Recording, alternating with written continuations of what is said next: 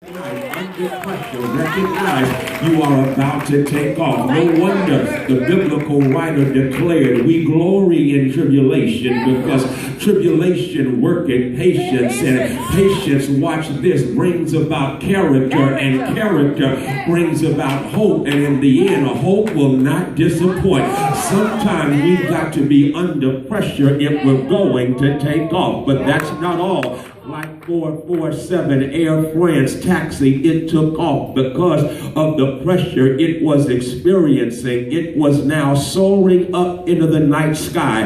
And while soaring up into the night sky at high altitude, it was hit by some treacherous turbulence. Is that not a trip? It had reached a high altitude. And that's when troublesome turbulence began to rock the plane and shock the passengers. I got to go there because Kendrick Lamar, who is brilliant in his most recent CD entitled To Pimp a Butterfly, testified that he discovered that the more success you experience, the more stress that comes with success. I think one rapper said, more money, more problems. I'm trying to let somebody know that before you judge someone or get jealous of what someone else has because of the altitude of success they are experiencing, you better understand that whenever the grass looks greener on the other side, that they are probably paying a higher water bill. I'm simply trying to let you know that with altitude comes a tax,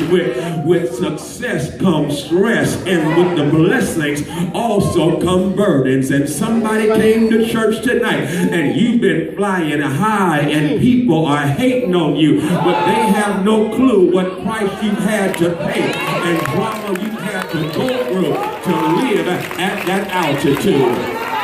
And so they were hit by treacherous turbulence. The plane was rocked and the passengers were shocked by the treacherous turbulence. And check out what happened. The pilots were shaken by the treacherous turbulence. But what we discovered after the plane had crashed, because you already know it crashed into the Atlantic Ocean, about several months later, they recovered the black box. And when they recovered the black box, they discovered the reason behind the crash of Air France Flight 447. It blew my mind. Flight 447 Air France went down because they discovered the pitot tubes that are at the front of the plane were all of a sudden crowded with ice crystals. The pitot tube measures the velocity of the plane, and because it was filled with ice crystals, don't miss this, it fed bad information to the plane's computer. Because the plane's computer received bad information, then my brothers and sisters, the pilot made a decision based on bad data, and the bad data caused them to make the wrong decision, and the wrong decision they made sent the plane crashing into the Atlantic Ocean. I'm trying to let you know the pilots had a decision to make, and the decision that they made was the result of bad information that they had been fed, and because they had been fed bad information, they made the wrong decision, and the decision they made caused the plane to crash. Not only did they suffer because of their bad decision, but they took down with them others that were on their plane. And let me go ahead and back this up and use as a metaphor the fact that all of us from time to time have decisions that we have to make. And you do recognize that choices have consequences and decisions are decisive. And tonight I'm talking to our young folk, because hear me well, baby mama, in this life, where you go or where you don't go will have everything to do with the decisions that you make. Y'all didn't get that.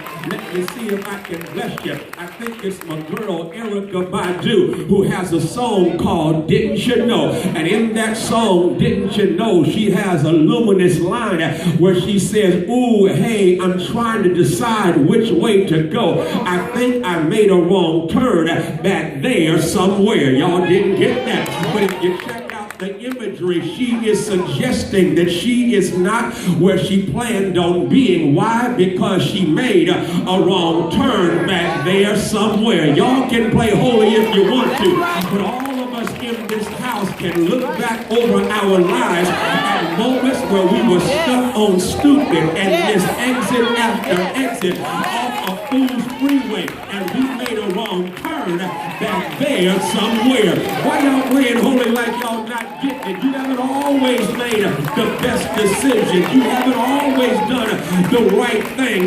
Why did you make the wrong turn back there somewhere? Could it be that you were running with the wrong crowd? Check this. You can't get to the right place if you're hanging with the wrong people. You made a wrong turn back there somewhere because you did not listen to sound advice. You made a wrong turn back there somewhere because you were hard-headed.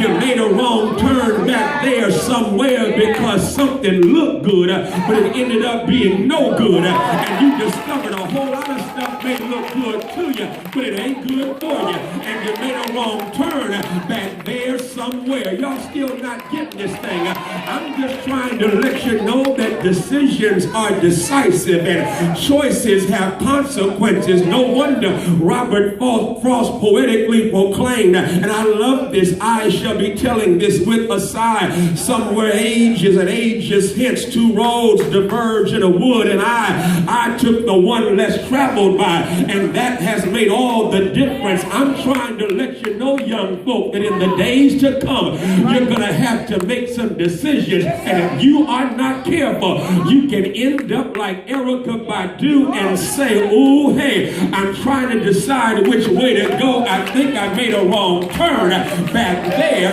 somewhere. Well, with that being the case, is that not what's happening in our text? The Bible lets us know that Jehoshaphat is a good king of Judah, but the book lets us know some bad stuff is about to go down. Please beware that just because you love the Lord, it doesn't mean that hell won't break out in your life.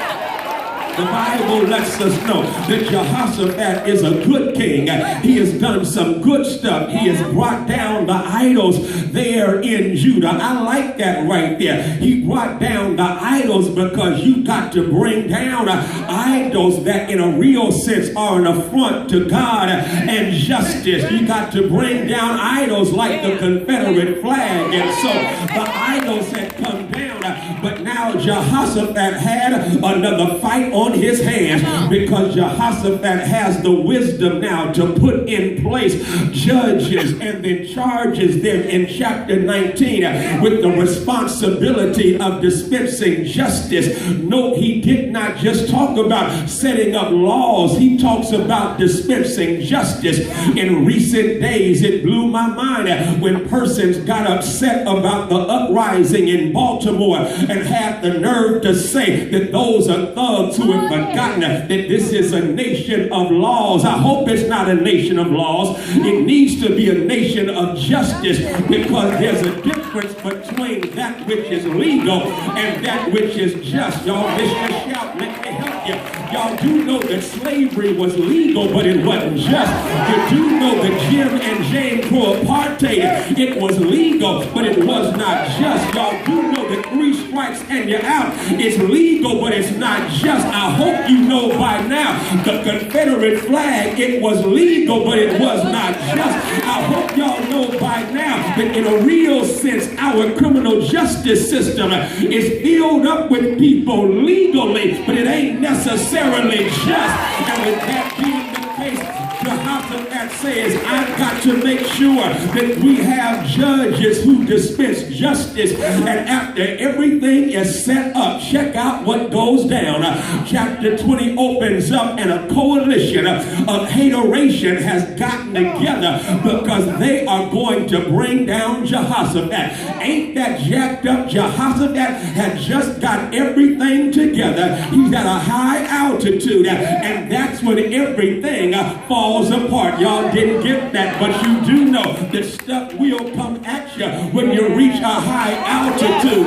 The Bible Bible lets us know that Joseph, y'all recall Joseph was sold into slavery by his brothers. Y'all know why? Joseph was sold into slavery because they hated on him. They hated on him because he made the mistake of sharing his big dreams with small people. I'm going to do that one more time. You got to be careful about sharing your big dreams with small people because they will cut your big dreams down to their small size. I'm preaching, y'all not getting this thing, but understand the Bible says he's sold into slavery, and once he's in slavery, check this, Trudy, it's going to blow your mind.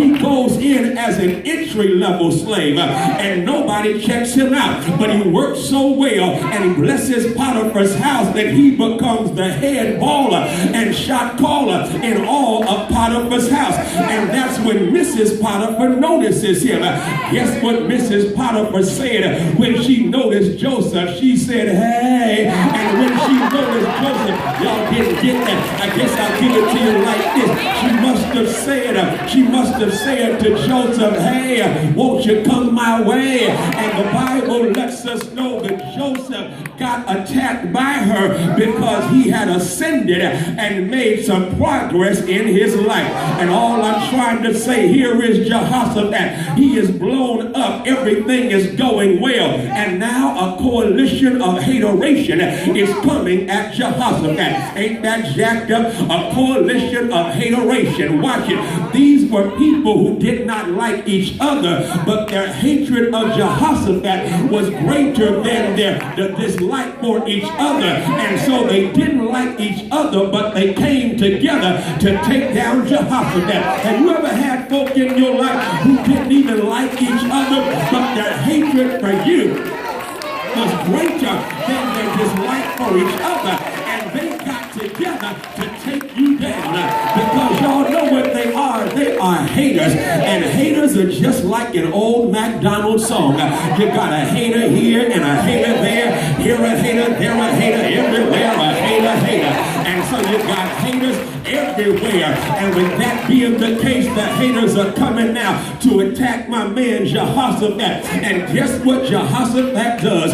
Jehoshaphat identifies with T.I. When T.I. said, my community I'm serving, though they hope I don't succeed. Hear me speaking, so intrigued, dizzy snitching, no indeed. And so they're coming at Jehoshaphat, and the book lets us know when they come at him, look what Jehoshaphat does. He's lost his swag. It's sad when you lose your swag, but guess what he does? He calls a nationwide prayer meeting. He calls the prayer meeting. Check out the prayer. It's enough to make you shout. He begins the prayer by gazing at the awesomeness of God. He talks about how God is sovereign and God is in control. He talks about who God is. I like that right there. If you want to get your swag back in your prayer, instead of gazing at your problems and glancing at God, learn how to gaze at God and glance at your problems, because you'll discover that God is greater than your haters. God is bigger than your problems. And so he begins the prayer by ascribing the worth of the greatness of God. I'm not even done. He then moves from there to rehearsing what God had already done. I like the word I just used right there, rehearse. He rehearsed what God had already done. Y'all didn't shout. I got to make this plain. He rehearsed what God had already done. Y'all still not getting this. Tonight I told you our youth and children praise dances, they threw down. I mean, they did that thing. But then Canaan got up and they took that thing and they went ballistic in this place. I mean, it went down like 4 flat tires. They sang with power tonight. But y'all know what? When the praise dancers danced and when Canaan sang, I hope you recognize they didn't just come in here tonight and decide to dance and sing. It took rehearsal in private for them to have power in public. Was that good? It took rehearsal. Y'all not getting that. In rehearsal, I might as well turn to Canaan Choir because y'all feeling me. I can tell that thing. In rehearsal, homegirl gets up and she begins to rehearse and go over the song. And you don't go over it just one time. You got to get this section right and this section right and this section right. And you begin to rehearse.